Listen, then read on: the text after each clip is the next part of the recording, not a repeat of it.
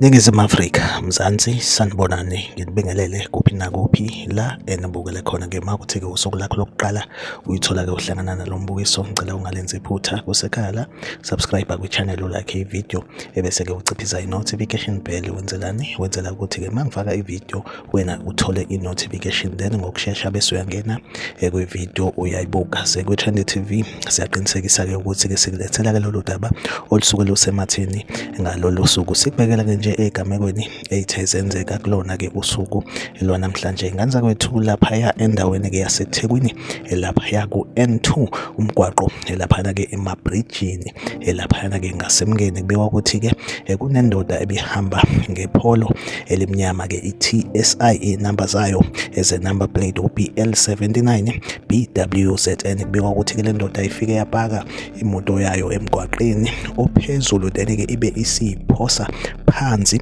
kumgaqo ohamba ngaphansi kwebridge. Kuthiwa-ke le ndoda-ke ibe siphahlazeka isidlula emhlabeni. Kuyacelakala-ke mhlawumbe ngemakhona onolwazi lale moto okanye-ke omaziyo udrayiva wale moto aphuthume axhumane-ke namaphoyisa aseThekwini-ke. Lesigameko senzeke laphaya ku-N2 laphana-ke emgaqweni kuMngeni Road. Like ividiyo, subscribe kwi-channel, uphinde ucommente kwi-comment section ungitshela ukuthi kuthini ukuphawula kwakho ngalolu daba. Asihlangabezane kwividiyo elandelayo.